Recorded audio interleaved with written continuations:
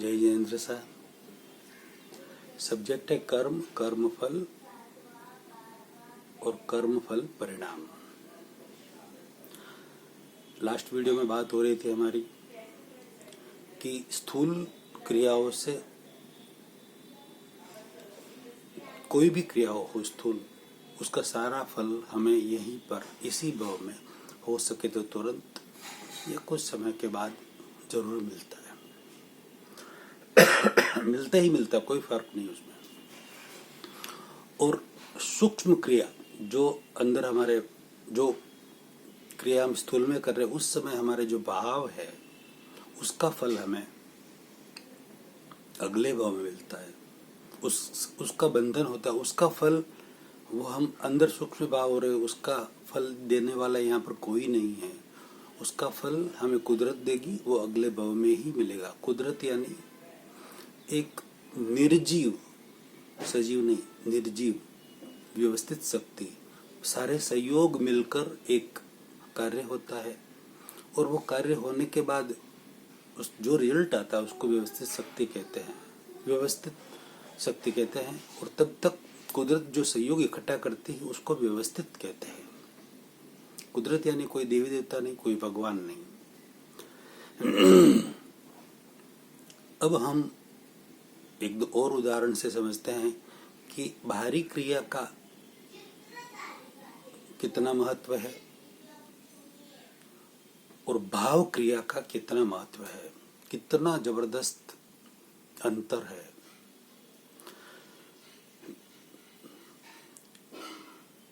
एक उदाहरण लेते हैं।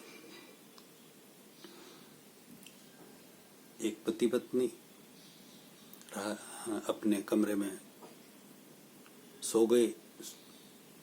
रात की 11 बजे थी, सोने ही वाले मतलब।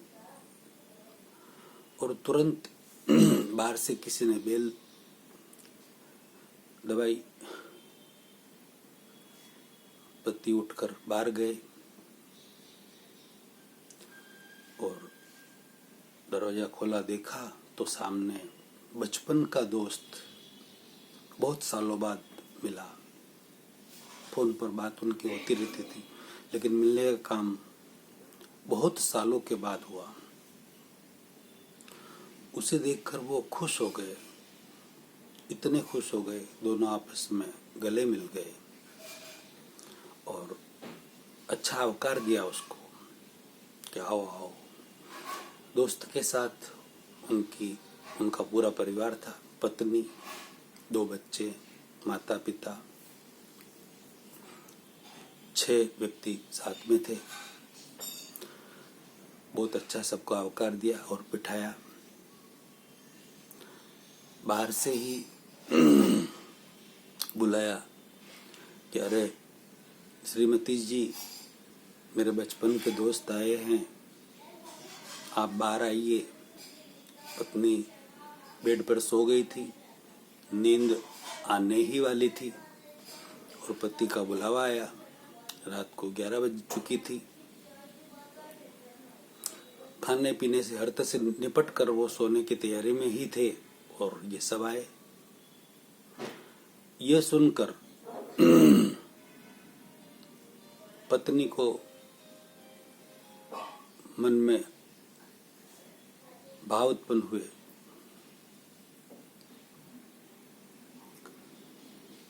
ये रात को 11 बजे अभी ये सब आए हैं, अब इन सबको चाय नाश्ता करवाना पड़ेगा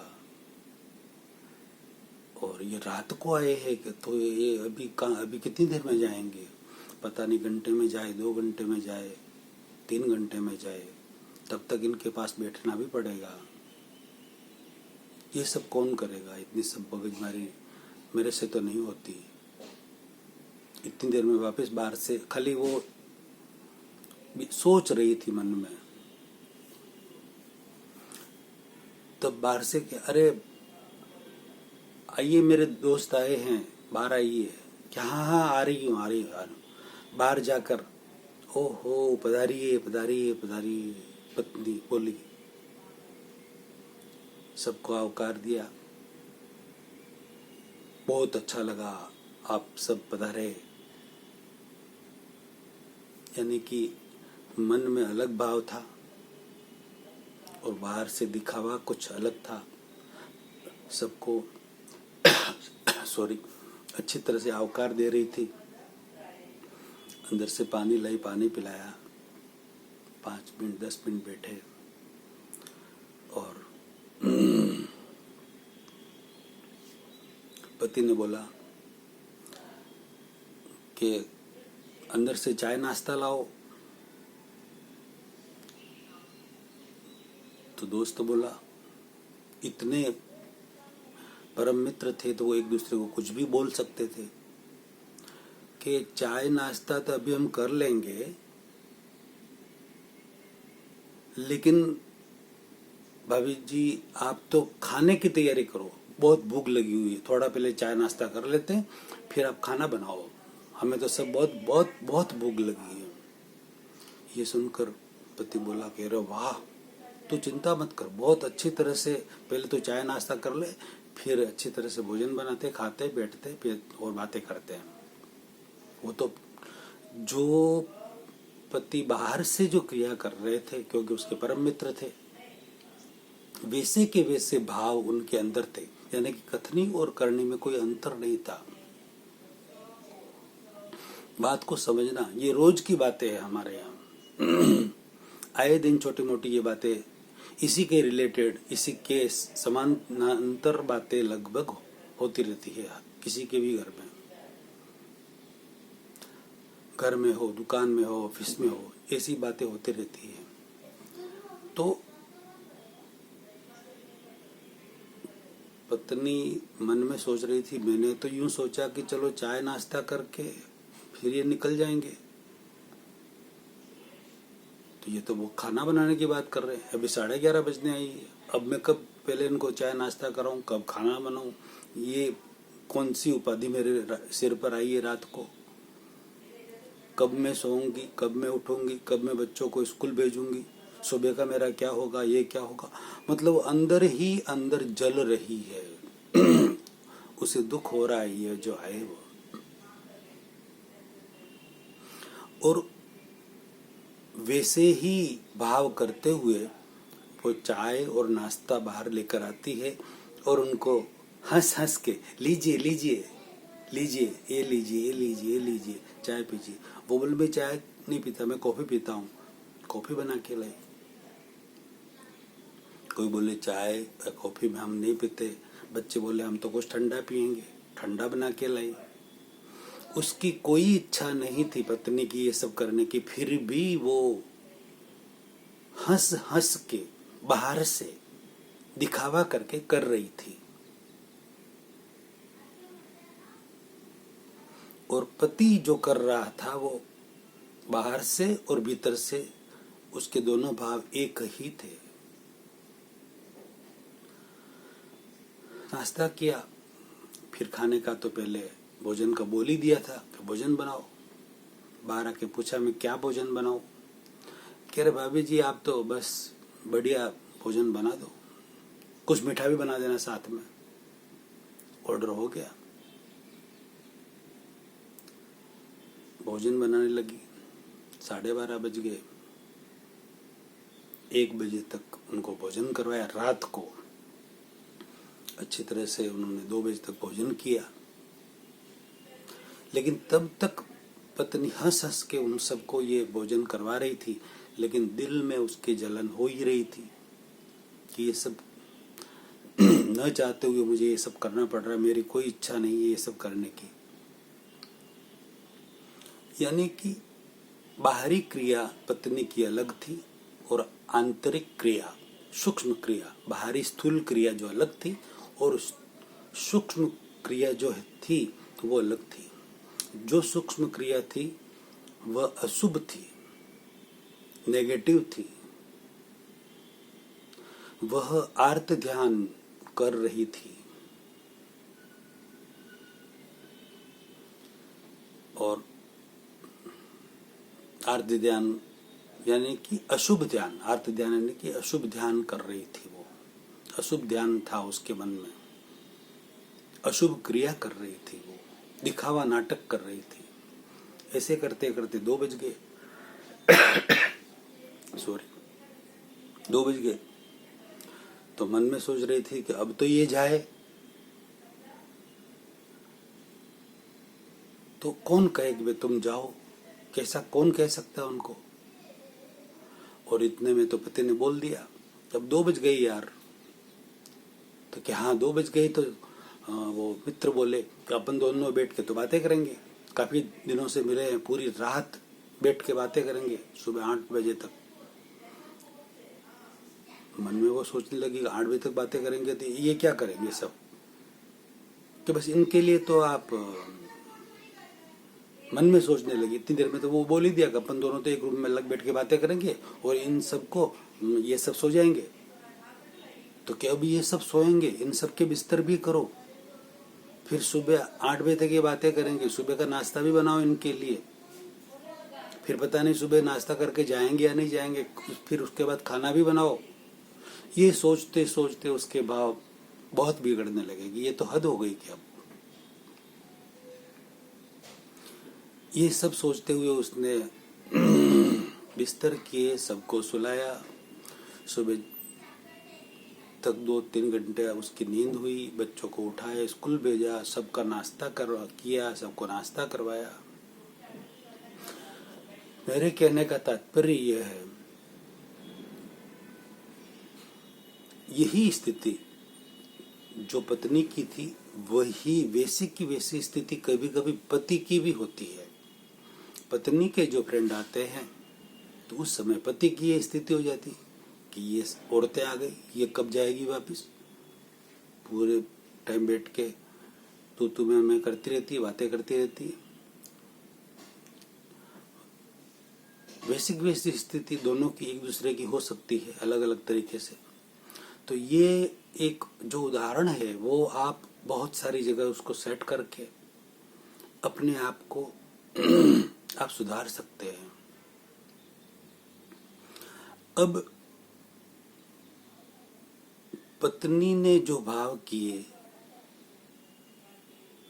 और पत्नी ने बाहरी जो क्रिया की उसका फल, और पति के जो भाव थे और अंदर जो भाव थे, अंदर जो भाव थे और बाहरी क्रिया की उसका फल कैसे मिलेगा उनको।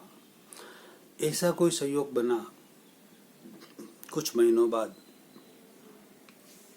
इन दोनों को उनके घर पे जाने का हुआ। क्रिया की थी अच्छी तरह से, वैसी की वैसी क्रिया, प्रतिक्रिया सामने से मिल गई, अच्छा आकार मिला। तो सामने वाले की भी पत्नी, दोस्त की पत्नी के भी ऐसे ही भाव थे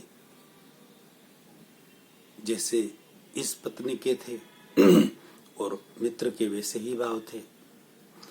मतलब इन्होंने अच्छी तरह उनकी सेवा की, एक मित्र ने, तो दूसरे मित्र ने भी उनकी अच्छी तरह से सेवा की। यदि वो नहीं करते तो वो भी नहीं करते। मतलब क्रिया की प्रतिक्रिया हो गई, स्थूल क्रिया की। अब जो भाव हुआ अंदर, भाव बिगड़ा, अशुभ भाव हुआ, अर्थ ध्यान हुआ, अशुभ ध्यान हुआ, उस अर्थ ध्यान का फल तिर्यंच गति, जानवर गति, 2 पैर से 4 पैर में जाओ, कोई रास्ता नहीं है, जाना ही होगा। यदि आप सॉरी जागृत है, आपको ध्यान है, कर्म के सिद्धांत को आप समझते हैं, तो आप जागृति पूर्वक रहेंगे कि हम जो भी क्रिया करेंगे उसकी प्रतिक्रिया होगी ही। तो भाव जो उल्टे किए हैं उसका फल यहाँ पर नहीं मिल सकता। कोई देखने वाला नहीं और कोई देने वाला नहीं है, अगले भव में ही मिलेगा।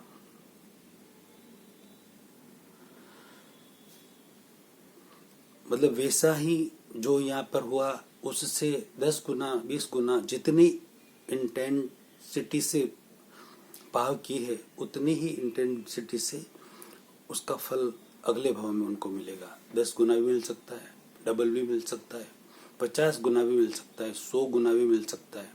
कितनी तीव्रता थी उसकी, उसके अनुसार वो फल उनको मिलेगा। अब एक फल तो यहाँ पर जो क्रिया की स्थूल, उसका मिल गया उनको, वापिस आकार मिल गया, सब कुछ व्यवस्था हो गई। दूसरा फल जो भाव बिगाड़े, वह अगले भाव में फल मिलेगा उनको। जब ऐसी कोई सहयोग मिलेगा तब कोई अलग यार दोस्त बनेंगे वगैरह, और ऐसा ही उनके साथ भी होगा। तीसरा एक फल और मिलेगा कि आपने भाव बिगाड़े हैं उनके साथ, तो उसका फल आपको नरक गति मिलेगी, अरे तिर्यंच गति मिलेगी, जानवर गति मिलेगी। यानी कि 3 तरह के, एक ही क्रिया के 3 तरह के फल मिलते हैं लगभग। तिर्यंच गति में भी जाना पड़ेगा उनको। इसका तात्पर्य यह है कि आप कोई भी क्रिया करें, सोच समझ कर करें, बहुत अच्छी तरह से समझ कर करें। हम बनिए हैं, हम हमारा समय इस जगह इन्वेस्टमेंट करें, टाइम, कि वो हमें 10 गुना फल दे, न कि नेगेटिव फल दे हमें। तो हमें मेहनत भी करनी है, हम हमारा पैसा भी खर्च कर रहे हैं उन सब की खातिरदारी करने में, मान सम्मान करने में, खाने पिलाने सुलाने में, जाने आने में, और उसका फल हमें नेगेटिव मिले, ये तो कहाँ की बात हुई। पति को फल सारा पॉजिटिव मिला, कथनी और करनी समान थी, और पत्नी की कथनी और करनी असमानता से उसने सारी इतनी मेहनत भी की, पूरी रात भर सुबह तक, और अशुभ कर्मों का बंधन किया। ये अज्ञान की वजह से, बिना समझ की वजह से। ये सोचो मेरी बहनों, मेरे प्यारे भाइयों, आप भी सोचो कि इस तरह से हम कोई भी, किसी भी तरह की कोई क्रिया करेंगे, किसी के भी साथ, हमारे मित्र हो, संबंधी हो, सगे संबंधी हो, कोई भी हो, भाव अलग और बाहरी क्रिया अलग तो अशुभ फल होगा। भाव, जैसा भाव वैसा ही बाहरी क्रिया तो शुभ फल होगा। यानी कि आप सोच समझ कर जो भी क्रिया करें, गलत न करें। गलत का फल बहुत गलत, बहुत उल्टा और बहुत बुरा आएगा आपको। ये रियलिटी है, अच्छी तरह से समझ कर करें। अगला प्रवचन अगले वीडियो में लेते हैं। जय जिनेंद्र साहब। गूढ़ रहस्य वाली बातें हैं, जरूर शेयर करो लाखों करोड़ों व्यक्तियों को, और अनुमोदना का पुण्य कमाओ।